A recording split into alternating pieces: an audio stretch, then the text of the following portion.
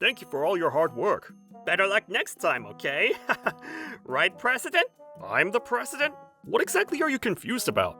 Trouble Busters! This is the General Affairs area. Once you've located your own desks, please come back to me. I'll walk you through your main duties. My name's Tom. My dad's name is Sam. As of today, we've transferred to the head office of Troub's Trading. I'm 31 years old, and my old man is 57. The General Affairs job is mostly sorting incoming mail by department, reordering supplies that are running low, tidying and organizing all sorts of things, and cleaning, and also, I wonder if they realize this is exactly the kind of work that'll get completely taken over by AI someday. Who exactly are you saying that to? Let it go, Tom. It was just me thinking out loud. Is there a problem? Did you actually think I was talking about you two? If so, that's some serious self-absorption. My apologies for my son's rudeness. So that's Hank, the sales manager. Exactly the kind of man Carter told us about. This cleanup job might be a bit of a tough one, Tom. Yeah, no kidding. Manager Hank? Oh, that was fast. Have you already finished the work I gave you? It's, about that work I wanted to talk to you. Go ahead. What is it? I was hoping you might finally let me come along on sales calls out in the field. Come along? Yes, please. I'm sorry to say it, but I can't allow that yet. What? Still not okay? Your presentations still aren't at a point where I can send you out with peace of mind. A poor presentation hurts the customer, and it hurts you even more, Mike. I see it as my job to make sure you're fully prepared before I send you out. Could you tell me specifically what I'm lacking, and where? Sorry, I'm heading out now. If I find the time, I'll come to you. You say that, but not even once have you... Sorry, I'm in a hurry. Is something the matter? Oh, it's nothing. Maybe it's the pollen? If you don't mind us, we're happy to listen. Huh? That sales manager is definitely hiding something. It seems our cleaning won't be finished until we uncover his true nature.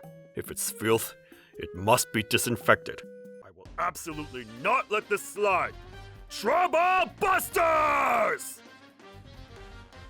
Mike, I hate to ask, but I need you to put together the materials for this business meeting. Understood. The meeting's at 5 p.m. today. I need it done before then. Huh? Today?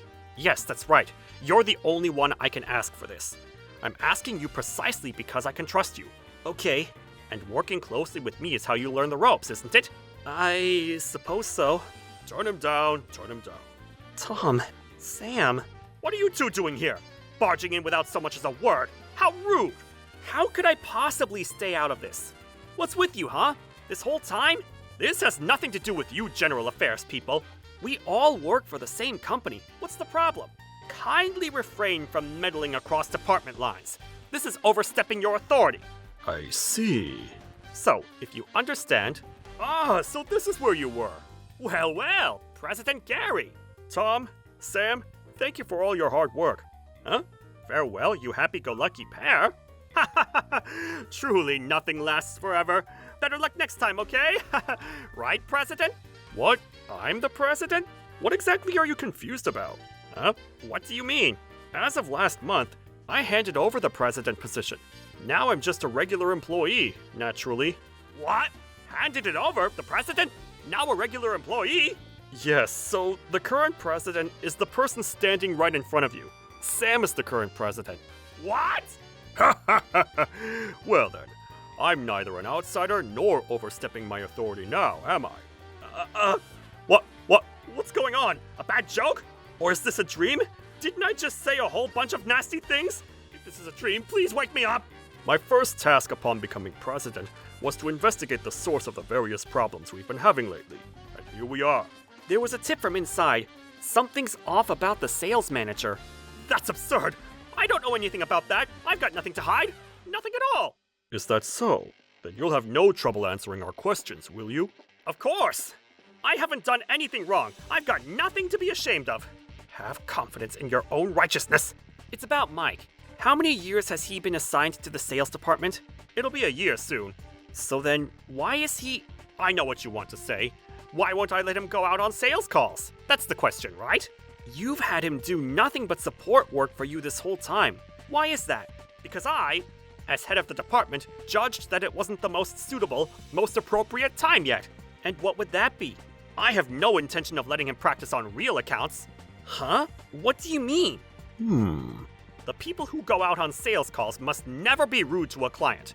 When you're sitting across from a client, no matter what question they throw at you, isn't it better to be the kind of salesperson who can answer it? That's true enough. Right? It's necessary, isn't it? That's the groundwork I'm having him do. Even so, you can't keep him a sheltered employee forever. There's a limit to how overprotective you should be. That's the company. If it's nothing but mock battles forever, he'll never grow. He needs real combat experience. That's this. True. Everyone's a beginner at first. That's for our convenience, isn't it? Is it really okay to make a client our guinea pig just for our own convenience? So what you're saying is, you're going to keep Mike in-house, raising him until he's a perfect salesman? Of course! We can't be disrespectful to a client, can we? I would think it's a supervisor's job to guide his subordinates so as not to offend the client, and to follow up and support him. With respect, President, that's the thinking of someone who only sees one side of things. I'm telling you, if a problem arises, I'll take responsibility, of course. Follow up, support, I do it naturally. But here's the thing. What if that very kind of consideration ends up hurting Mike? Huh? He's a truly kind, sincere young man who thinks of others. Just try covering for a boy like that. It's my fault Manager Hank had to deal with the trouble. He'd surely be devastated. He'd be hurt. I couldn't do that to him. So I've been cherishing Mike. Cherishing him. Yeah, but your ability to lead, to develop people. Huh? You've been drunk on your own nice-sounding words this whole time. But when you get down to it, the reason Mike can't go out on sales is even after a year, you can't send him out. And that comes down to one thing. Your lack of leadership, doesn't it? This guy, he tore right through the pretty story I wrapped around it. Ha ha ha. Hank. Yes? Looks like Tom's got you there. At a glance, the very model of a boss who protects his subordinates. But the reality is a sales manager who, even after a full year, can't develop the employees under him. A manager sorely lacking in the ability to train and guide his people. I'd say that's a fair assessment. Wouldn't you agree? Yikes! I'm terribly sorry. It slipped my mind to mention this. Oh? Slipped your mind? You didn't just think of it right now? The order got a bit mixed up, but the truth is, I was planning to have Mike make his sales debut too. Huh? What? I'm changing my policy. You're right. Just having him work in-house won't help him grow. Well, I mean, that's true, but doesn't that contradict everything you just said? I take it all back. A change of policy it is. That problem you were so stubbornly clinging to will inconvenience the client. How are you going to deal with that? Huh? Will Mike really be fine with your follow-up? Huh? Come on, you can hear me. Why did my voice suddenly stop reaching you? I'll do my best with that. Do your best? If your best can wipe away those concerns, then why haven't you done it all this time? Don't tell me you were slacking off. Is that it? No, I wasn't, I tell you. Then why suddenly act like you can do something you've never been able to do before? That's jumping the gun if I ever saw it. We can't very well put Mike on a train like that. A crash would be guaranteed. It'd be like telling him to stand on the spot marked right here. Ah, the one where it obviously collapses under you. Now then, since we've figured out why Mike can't be sent out on sales, shall we move on to solving another big problem? What? There's more? It carries on just a little longer. That carries on just a little longer is a sure sign this won't be over quick.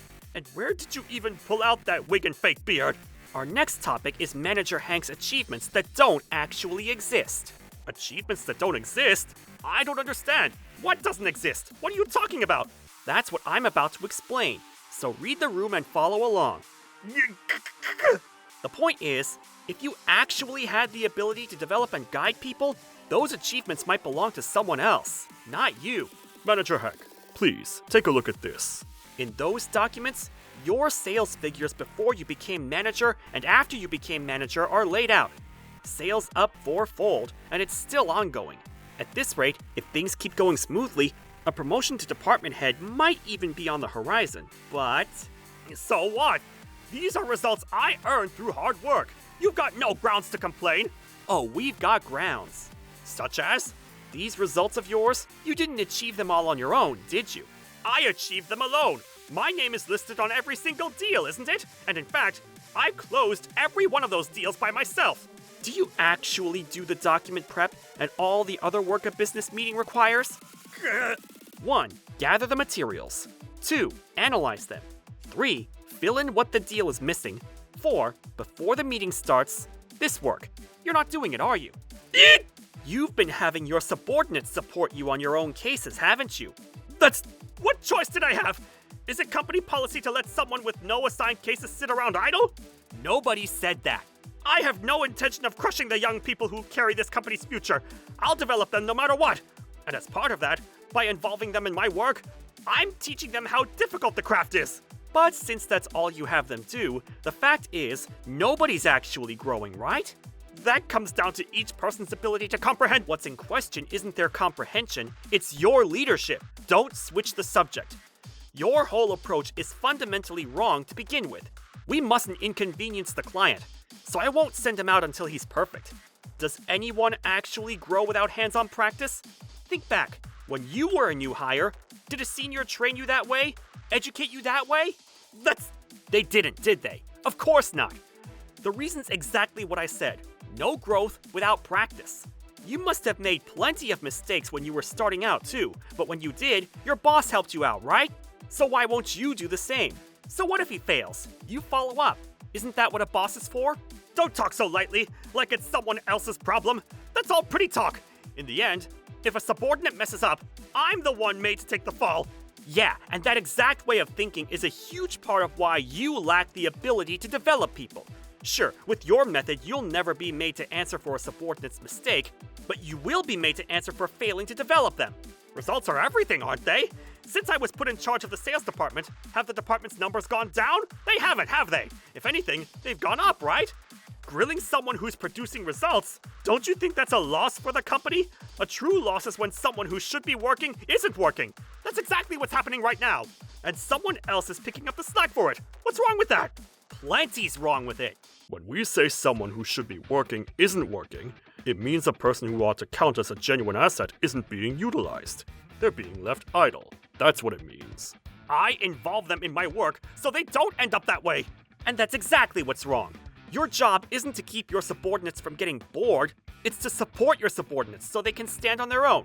Take pattern A and pattern B here. Both landed the same 10 deals, but the substance is night and day, completely different. With pattern A, the moment the salesman who landed all 10 hits some accident, that's it, game over. The deal count drops to 0 and you're out. So how about pattern B? Even if one person is out, the other 4 keep the count at 8. The department doesn't collapse. Manager Hank, your method is pattern A through and through. You've built a sales department where if you fail, everyone fails. Zero risk hedging. This too is a matter of your competence as a manager. But I've got more stamina than anyone. That's not the issue. No, that's not the issue at all. On top of a lack of ability to develop and guide people, your crisis management is also 0. And are you even aware you're severely lowering the department's morale? A person whose work is properly turned into numbers and recognized versus a person who only helps turn someone else's work into numbers, of course a gap in motivation opens up between them. Do you honestly think a department like that is healthy? Do you? It's no wonder the atmosphere in the head office sales department has soured. Having nothing you've done recorded anywhere, that's just soul-crushing. But I'm grateful to the people around me who support me. That's not the issue. Good grief. If you still won't change after all this, then I suppose this is the end of the line. The end of the line? You have no grasp whatsoever of how important it is to develop people. I must conclude that the role of head office sales manager is too much for someone like you. Wait, what does that mean? We'll be in touch again regarding your future. In touch again? Thank you for cooperating with the interview. Oh, and one more thing. We've also had reports that you're outrageously slow to submit your expenses, and accounting is fed up about it. So we'll be factoring that in too. This is like tacking on unrelated charges to make an arrest. Even when you blow past the filing deadline, you act like they should just be flexible and never apologize. We've heard you haven't done so even once. No, that's, a sales manager has a lot going on. You're not the only one with a lot going on. You clearly have no idea that your rule-breaking expense submissions are getting in the way of the accounting team's work, and that's a problem too. Wait! Wait! Hold on, Sam! Tom! Sir! My future stays as is, right? Right? Sam, sir! Please answer me! In a results online sort of way, 2 weeks later, Sam fairly evaluated and judged Hank's current ability as a manager, and Manager Hank was transferred to the branch office, his title unchanged, still sales manager. But, I'd like to ask you to prepare some materials for me. Why the heck should I make materials for your account? I'm the one who wants somebody to make mine. Leo? I'm with Toby on this one. Even if we did it, wouldn't all the credit go to you anyway, Hank? Throw us some scraps. But sales is still too early for you two. You're the one who decided it's too early and slapped that label on us to keep us on ice, aren't you? Something might happen. I'd be scared if something went wrong. That's like refusing to use fire because you're scared of a house fire, you know? Whether it's a problem or not depends entirely on how you use it, doesn't it? Actually, you did this exact same thing at the head office and got sent here, didn't you? Zero growth, zero capacity to nurture people. Let's report all of it back to head office. I can't grow under this guy. Stop it! We're the ones who want you to stop. Can't stand you. Village Chief Hank? Who's a village chief? I'm a manager. Sorry to bother you while you're all sulking from the sales department's welcome ceremony, but I'm here to give you a second helping of that ceremony. A second helping? About the expenses you submitted, Manager Hank. None of them are going through. Huh? That's all. That's not all. That's not all! Huh? Why? Why would my expenses go through? Because you missed the submission deadline. But surely you can let something that small slide. Do you not remember what you did to me when I let something slide? Huh? I'm a busy man. It's common sense that deadlines slip by a day or two. You actually turned it around and lectured me, didn't you? That was a joke. A joke is something everyone can laugh at together, you know. I'll be careful from now on. Do as you like, but for this late submission, the expenses aren't going through. I said I'll be careful from now on. Raising your voice won't get your expenses through either. That attitude just annoyed me, so from now on, I am never granting you a single exception. Come on, forgive me. No need to apologize. The truth is, people like me in the accounting department going easy on you is exactly what created a monster like you. I deeply regret it. Please, cut me some slack. This month's expenses come to $770. You missed the deadline. It can't be approved. Company rules. Use your discretion just this once. Rules are rules. Nothing's going my way. This isn't how it was supposed to be. Was my way of doing things really that bad? Was the way I did things really that wrong? And so his days continued, struggling to manage a team of talented but strong-willed subordinates, living a life where nothing lasts forever, apparently. Nothing lasts forever. No mercy for his misdeeds. As for us, Tom, Sam, thank you so much for everything. Hey, Mike, I heard today's your sales debut. Yes, I'm still shadowing a senior colleague, though. With the sales department and accounting department problems all cleared up, our job here is finally done. We'll keep aiming for a better company from here on out. Trouble Busters!